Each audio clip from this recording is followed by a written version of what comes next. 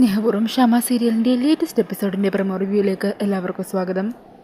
അങ്ങനെ അമ്പലത്തിൽ വെച്ച് വരുൺ തൻ്റെ ജീവൻ അവസാനിപ്പിക്കാൻ തുടങ്ങുന്ന ആ ഒരു സമയത്ത് രാധിക തൻ്റെ മനസ്സ് തുറക്കുവാണ്. ചുറ്റുമുണ്ടായിരുന്ന എല്ലാ തടസ്സങ്ങളെയും ഒരു നിമിഷം മറന്ന് രാധിക തൻ്റെ മനസ്സിൽ ഇത്രയും നാളും ഒളിച്ചു വെച്ച വരുണിനോടുള്ള പ്രണയം തുറന്നു പറയുവാണ് കേട്ടോ.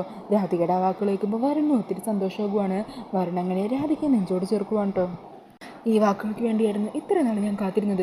ഇനി തന്നെ ഞാൻ ആർക്കും വിട്ടുകൊടുക്കില്ല, ആർക്കും മുമ്പിലും തന്നെ ഞാൻ വിട്ടുകളയുകയില്ല. എല്ലാവർക്കും മുമ്പിൽ ഇതേപോലെ ചേർത്ത് തന്നെ പിടിക്കും.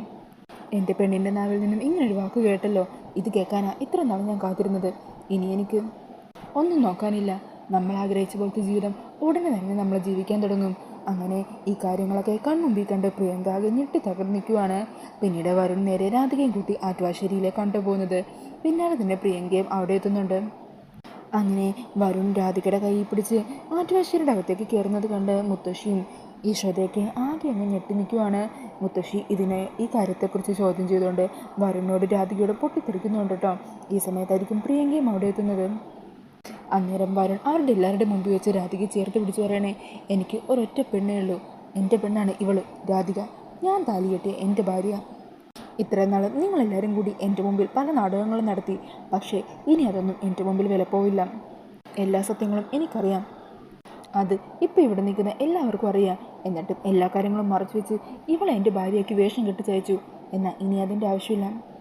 ഇനിയും ആർക്കു വേണ്ടി ഒന്നിനു വേണ്ടിയും എൻ്റെ പെണ്ണിനെ ഞാൻ വിട്ടുകൊടുക്കാൻ തയ്യാറല്ല. ഞങ്ങളെ തമ്മിൽ അകറ്റാന്ന് ആദ്യം ശ്രമിക്കുകയും വേണ്ട.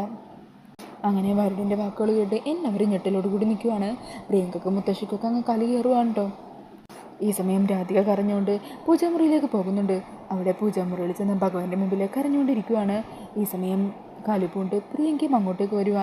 എന്നിട്ട് രാധികയുടെ മുടിയിൽ കുത്തിപ്പിടിച്ച് അവിടെ നിന്ന് എണീപ്പിച്ചിട്ട് രാധികയെ കുറേ ഉപദ്രവിക്കുകയും അടിക്കുകയൊക്കെ ചെയ്യുന്നുണ്ട്.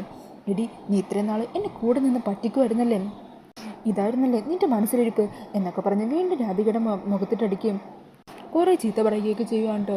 ഈ സമയം രാധിക പ്രിയങ്കയുടെ കൈ തട്ടി മാറ്റിക്കൊണ്ട് പറയുക, നീ വരുണിനെ കാണുന്നതിന് മുമ്പ് വരുണിനെ കാണുകയും വരുണിനെ ജീവനക്കാരെ ഇഷ്ടപ്പെടുകയും ചെയ്തതാണ് ഞാൻ.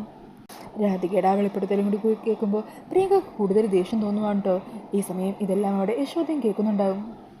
പ്രിയങ്ക വീണ്ടും രാധികയെ ഉപദ്രവിക്കാൻ ശ്രമിക്കുവാണ്. അന്നേരം യശോദ പ്രിയങ്കയെ തടഞ്ഞിട്ട് രാധികയെ അവിടെ നിന്നും കൂട്ടിക്കൊണ്ടു പോകുവാണ്. ഈ സമയം പ്രിയങ്കയും മുത്തശ്ശിയും ഇതെല്ലാം ദേഷ്യത്തോടെ നോക്കിക്കൊണ്ട് നിൽക്കുക. അന്നേരം യശോദ രാധികയും കൂട്ടിക്കൊണ്ടുവന്ന് വരുണിൻ്റെ മുമ്പിലേക്ക് എത്തുക. എന്നിട്ട് വരുണിനോട് എല്ലാ കാര്യങ്ങളും തുറന്നു പറയുക. മോൻ പറഞ്ഞതെല്ലാം സത്യവും, ഞങ്ങളുടെ കുടുംബത്തിലെ സാഹചര്യവും ഇവരുടെ അച്ഛൻ്റെ അവസ്ഥയും ഞാൻ കുടുംബത്തിൻ്റെ അഭിമാനം ഒക്കെ ഓർത്തപ്പോൾ പല കാര്യങ്ങളും മറച്ചു വെച്ചു. എൻ്റെ രാധിക മോളുടെ ജീവിതം ഇങ്ങനെയൊക്കെ ആയിത്തീരാൻ എനിക്കും കൂട്ടി നിൽക്കേണ്ടി വന്നു. ഇനിയും ഈ ക്രൂരതയ്ക്ക് കൂട്ടി നിൽക്കാൻ എന്നെക്കൊണ്ടാവില്ല. ദൈവമായിട്ടാണ് നിങ്ങളെ തമ്മിൽ കൂട്ടി യോജിപ്പിച്ചത്. ദൈവത്തിൻ്റെ തീരുമാനം അത്, ആ തീരുമാനം തന്നെ നിറവേറേണ്ടതും. ഇപ്പോൾ ഞാനിങ്ങനെ ഒരു കാര്യം ചെയ്തു കഴിഞ്ഞാൽ ആരൊക്കെ ബാക്കിയുണ്ടാവുമെന്നൊന്നും എനിക്കറിയില്ല. അതൊന്നും ഞാനിപ്പോൾ ചിന്തിക്കുന്നുമില്ല. എൻ്റെ മോൾക്ക് വേണ്ടി ഇതെങ്കിലും എനിക്ക് ചെയ്തേ പറ്റൂ. അങ്ങനെ പറഞ്ഞ് രാധികയുടെ കൈയെടുത്ത് വരുണിൻ്റെ കയ്യിലേക്ക് ചേർത്ത് വെക്കുക. നിൻ്റേത് മാത്രമാണ് ഇനി രാധിക, നിങ്ങൾ തന്നെ ഒന്നിച്ച് ജീവിക്കേണ്ടതും. അങ്ങനെ അമ്മയുടെ ആ വാക്കുകൾ കേട്ട് രാധികയ്ക്ക് ഒത്തിരി സന്തോഷമാകുവാണ്. വരുണും അത് കേൾക്കുമ്പോൾ ഒത്തിരി സന്തോഷമാകുവാണ് കേട്ടോ. വരുൺ ഒത്തിരി സന്തോഷത്തോടെ രാധികയെ ചേർത്ത് പിടിക്കുക. എന്നാൽ ഇതൊന്നും കണ്ടിട്ട് പ്രിയങ്കക്ക് മുത്തശ്ശിക്ക് സഹിക്കുന്നില്ല. പ്രിയങ്ക അവിടെ പൊട്ടിത്തെറിക്കുവാണ്. ഇതിന് ഞാൻ സമ്മതിക്കില്ല. എല്ലാവർക്കും മുമ്പിലും ഞാൻ തന്നെയാണ് വരുണിൻ്റെ ഭാര്യ, അതങ്ങനെ തന്നെ ആകുകയും ചെയ്യും. എന്താ ചെയ്യേണ്ടതെന്ന് എനിക്കറിയാം മുത്തശ്ശി, അവളെ ഞാൻ വെച്ചേക്കത്തില്ല. അവളെ ഞാൻ കൊന്നുകളയും.